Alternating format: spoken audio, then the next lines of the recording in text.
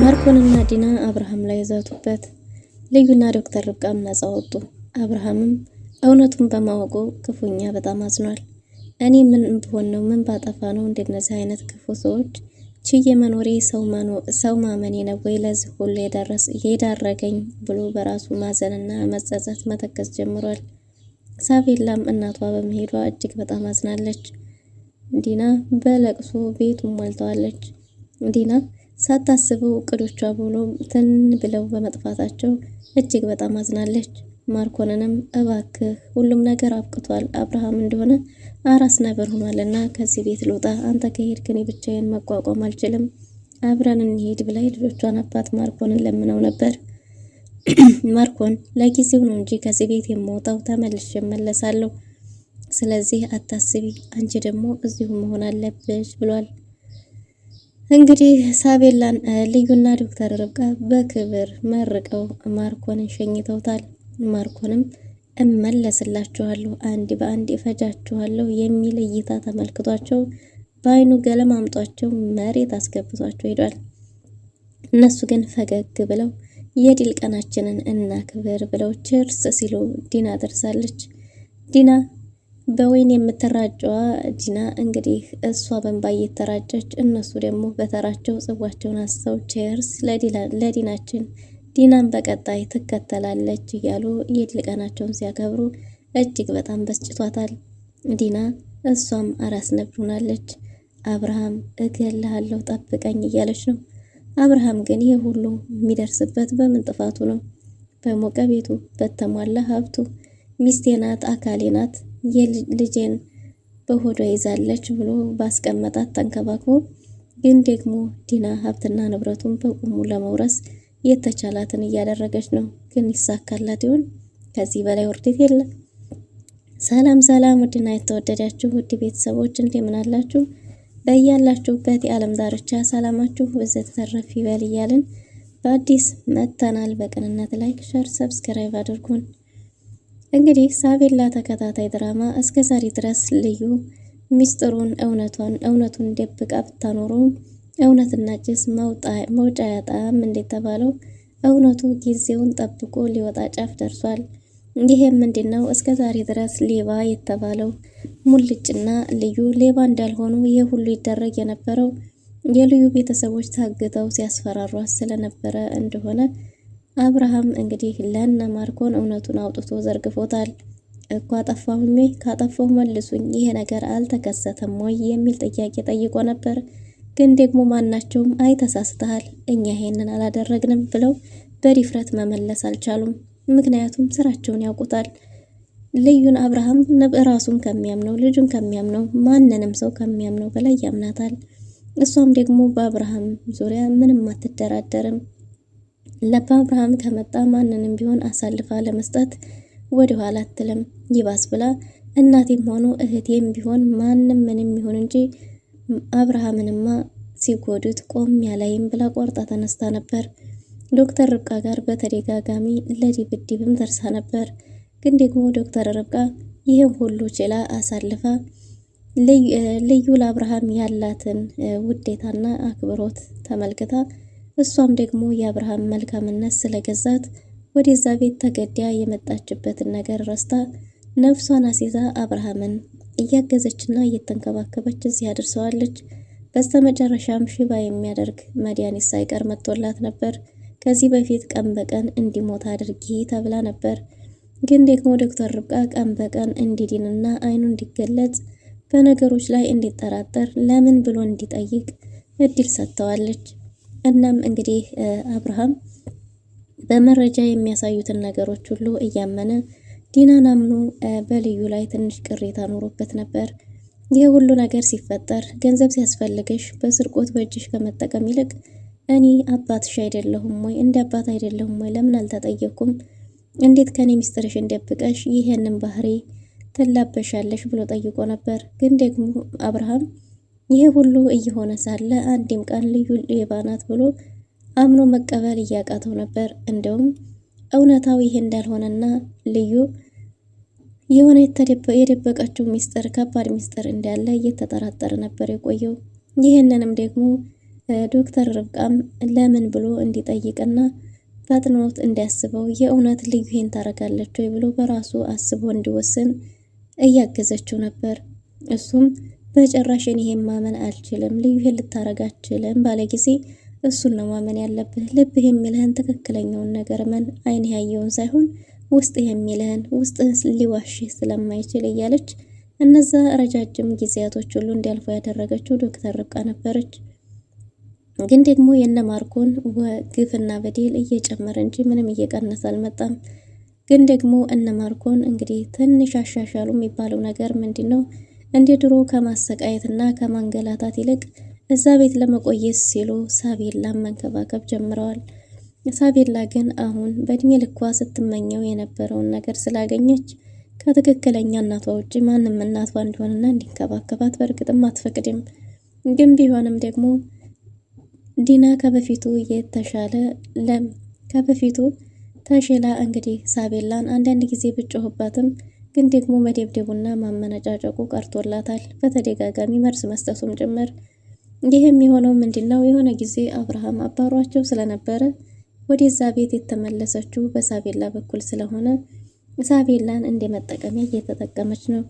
እናም እንግዲህ ይህ ሁሉ ነገር አልፎ አሁን ላይ ዲና ነፍሰ ጡር ነኝ ብላ አብርሃምን የበለጠ አታለው ግፋቸው እየጨመረ ሳለ ድንገት እንደ መብረቅ እንግዲህ ሙልጭ ብቅ ብሎ አብርሃምን እንዲጠራጠርና ቤቱን እንዲመለከት ሰዎችን ማመን እንደሌለበት እውነታውን ነግሮት ሄዷል ማለት ነው። በዚህም ጊዜ እንግዲህ አብርሃም ጥፋቴ ምንድነው እያለ ነው። አብርሃም ምን ስላጠፋው ነው? ምን ስላደረግኩ ነው ይህ ሁሉ ግፍና በደል እኔ ላይ በተደጋጋሚ እየደረሰ ያለው? እኔ ሰዎችን አምናለሁ እንጂ ለሰዎች መጥፎ አስቤ አላውቅም። በጭራሽ እኔ ለሰዎች መጥፎ ልሆን አልችልም። ግን ደግሞ ምንድነው ሰዎችን ሳምን ከልቤ ነው። በዚህ ደግሞ በተደጋጋሚ ተጎድቼበታለሁ። አሁንም ቢሆን ግን ያልተማርኩት ነገር ቢኖር ሰው ማመኔን አላቆምኩም ብሎ ነበር። ሙልጭም እንዴት የውጭ ሰው ስለ ቤትህ እንዲነግርህ ትፈልጋለህ? ቤትህን ዙሪያውን ታቹላውን እንዴት መመልከት ያቅትሃል? እንዴት ቤትህ እየተፈጠረ ያለውን ነገር ሌላ ሰው እንዲነግርህ ትፈልጋለህ? ለካ ሀብታሞች ሁላችሁ ሁሉንም ነገር በገንዘባችሁ እንደምታረጉት ታስባላችሁ። የተሻልክና የተለየ ሰው ትመስለኝ ነበር። ለካ ግን ሁላችሁም ያው ናችሁ ብሎ ጭምር በተሰጠው ገንዘብ ግንባሩ ላይ በትኖለት የቤቱን ሰላም እንዲገዛበት ነግሮት ነበር ሄደው። በዚህን ጊዜ አብርሃምም እውነትም ከዚህ በፊት የተፈጠረው ነገርና ሙልጭ እኔ ሌባ አይደለሁም ብሎ ከዚህ በፊት ሲሮጥ የነበረው የዛ ጊዜም ባጠር ላይ ተንጠራጥሮ የነበረው ልዩን ለመርዳት እንጂ የእውነት ለመስረቅ እንዳልነበረም ተናግሯል። ያም ምንድነው ልዩ ታግታ እንደነበርና ቤተሰቦቿን አግተው በእነሱ አስፈራርተዋት ሌባ ነኝ ብላ እንዲታመን እንዲያስደረጓት ጭምር ነግሮት፣ እሱ ደግሞ አሁንም እነሱ አግተዋት ከሆነ መቼም እዚያ ቤት ነው ሊያስቀምጧት የሚችሉት ብዬ ተከታትዬ የመጣሁት እሷን ለማዳን እንጂ የእውነት ያንተን ቤት ለመስረቅ አልነበረም። እኔ ሌባ አይደለሁም፣ በጭራሽ ሌባ አይደለሁም ብሏል። ይህ ሚስጥር እንዳይወጣ ልዩ አንተ ሌባ፣ አንተ የማንም ሴት ምርጫ ልትሆን አትችልም ብላ ቀስሙን ሰባብረው ነበር። ሙልጭም ሁለተኛ ፊት ለፊትሽ አልቆምም ብሏታል። እንደዛ ከሆንኩኝ እኔ ሌባው ሙልጭ ዳግመኛ ፊትሽ አታይኝም። ለካ ምርጭሽ አልነበርኩም። ግን ደግሞ አንቺ ከአብርሃምና ከሳቤላ ውጪ ሌላን ሰው የምታይበት አይንም ሆነ ልብም የለሽም። ለዛም እረዳሻለሁ፣ አታስቢ፣ ሁለተኛ ፊትሽ ቆሜ አላስቸግርሽም ብሎ እንግዲህ ሙልጭ የዛን ቀን እንደሄደ ሁለተኛ አልተመለሰም። አብርሃምን ቤቱ ድረስ ሄዶ ነበር ሊያናገረው የፈለገው፣ ግን ደግሞ ለአብርሃም ጥሩ ፍንጮችን ሰጥቶታል። አብርሃም ከቤት የወጣው ፊልድ ብሎ ቢሆንም በዛች በወጣባት ጊዜያቶች በጣም ብዙ ነገሮች ተፈጥረዋል። ማርኮን እንግዲህ ፊት ለፊቱ ማርዲያን ፈልጎ እንዲያገኛት የታዘዘውን ማርዲያን ቢያገኛትም ግን ደግሞ የፎቶ መረጃ ስላልነበረው በጭራሽ ሊያውቃት አልቻለም። ማርዲያም ከሐዋሳ ነው የመጣሁት ስላለች የልዩ ቤተሰቦች የሚኖሩት ሐዋሳ ስለሆነ የእውነት አክስቷ መስለው አምኗታል። ማርኮን በውጭ ወጥቶ አርፎ አይቀመጥም። አብርሃምን ምን ሊያደርገው ይችላል? የእውነትም ፎክሮና ዝቶ ወጥቷል። እኔን ከቤቱ አዋርዶ አቃሎ እንደዚህ ቀላል አድርጎ እንዳባረረኝ ሁሉ እኔም እሰራለታለሁ። ከዚህ ቤት እሱ ነው የሚወጣው። ከዚህ ቤት አብርሃም ራሱ ተዋርዶና ተቃሎ እኔ ላይ ያደረገውን አድርጌ ይወጣል። እስከዛ ድረስ ግን በቅርቡ ተመልሼ እስከምመጣ እዚሁ ታገሺ ብሏታል የልጆቹን እናት። የልጆቹ እናትም እሺ እኔም ብሆን እገድለዋለሁ፣ አንተን አስወጥቶማ በጭራሽ የሰላም ኑሮን አይኖርም፣ እንዲጸጽተው አደርጋለሁ ብላለች።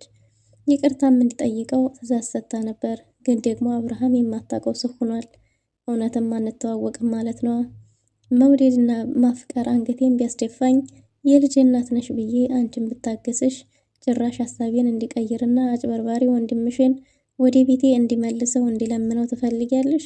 ከፈለግሽ አንቺም ተከትለሽ መሄድ ትችያለሽ። ግን ስትሄጂ ምንድነው ተመልሰሽ ላትመጪ ጓዝሽን ጠቅልለሽ ብሏታል። ዲና እጅግ በጣም ደንግጣለች። ምክንያቱም አብርሃም ያለሷ መተንፈስ እንደማይችል እንኳን መኖርና ሊተነፍስ እንኳን እንደማይችል ነበር የምታውቀው። ግን ደግሞ የማታውቀው አዲስ ከባድ ችግር ተፈጥሯል። አብርሃም በውሳኔው ጸንቷል።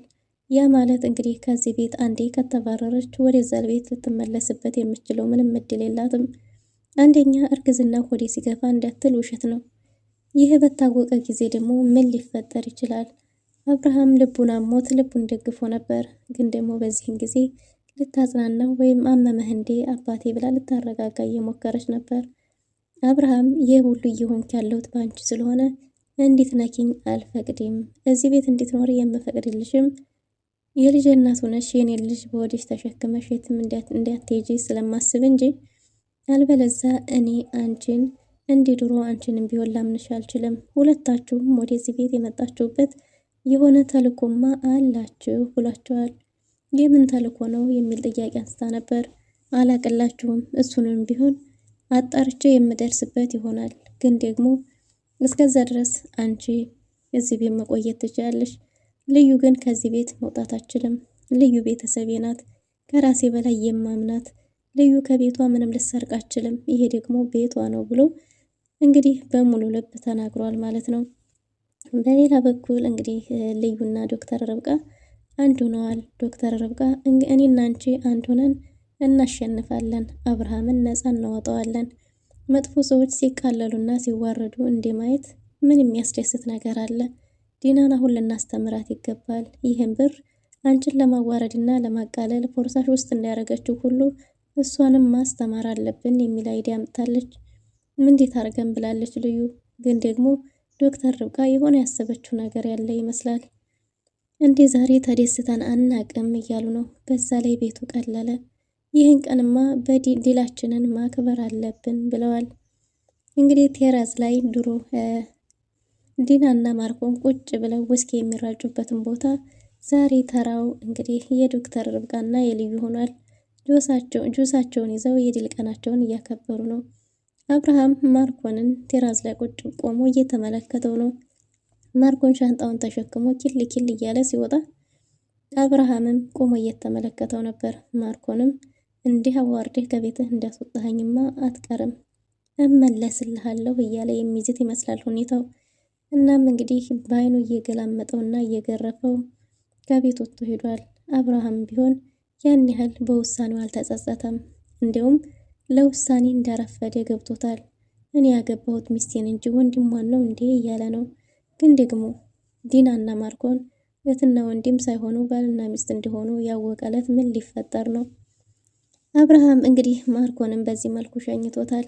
ዲና ቁጭ ብላ እያለቀሰች ነው። ልጆቼ ጋር ብሄድ ይሻለኝ ነበር እንደዚህ የውርደት ክንንብ ከምከናነብ፣ ደግሞ ይሄን ያህል ጊዜ ከለፋሁበት እንዴት ነው በባዶ እጅ የምወጣው? ብቻ እየተብሰለሰለች ነው። ዶክተር ርብቃና ልዩ በሳቅ ፈገግ ብለው ቺርስ ለዲላችን እያሉ ነው። እንደ ዛሬ ቀን የተደሰትኩበት ጊዜ በህይወቴ አይቼ አላቅም። አብርሃም ነፃ ይወጣል። አብርሃም ሁሉንም እውነት ያውቃል። የእሷና የእሱንም ግንኙነት እንዳላቸው በቅርቡ ያረጋግጣል። ቺርስ ለዲላችን እያሉ በሳቅ ፈገግ እያሉ ሲድራጩ፣ ዲና ደግሞ እያለቀሰች የደም እንባ እያዘራች ወደዛ ስትሄድ ሁለቱ ፈገግ ብለው ተቀብለዋታል። ልዩ አየሽ፣ የክፋት መልሱ ይሄ ነው። አንቺ በጣም ክፉ ሰው ነሽ። ከዚህ በላይ ይገባሻል። ገና ትዋረጃለሽ። አንቺም እንደ ወንድምሽ ከዚህ ቤት ኪል ብለሽ ትባረሪያለሽ። እስከዛ ድረስ እንግዲህ መልካም እድል ብለዋታል። ዶክተር ርብቃም እንደዛው። ዲናም መቼም አፍ አይሞትምና ሁላቸውንም አንድ በአንድ እንደምትበቀላቸውና ዋጋ እንደምታስከፍላቸው እየዛተች ነው። ይሳካላት ይሆን ወይስ ምን ሊፈጠር ይችላል የሚለውን በቀጣይ የምንመለከት ይሆናል። ለዛሬ የነበረን ቆይታ ይመስል ነበር። መልካም ጊዜ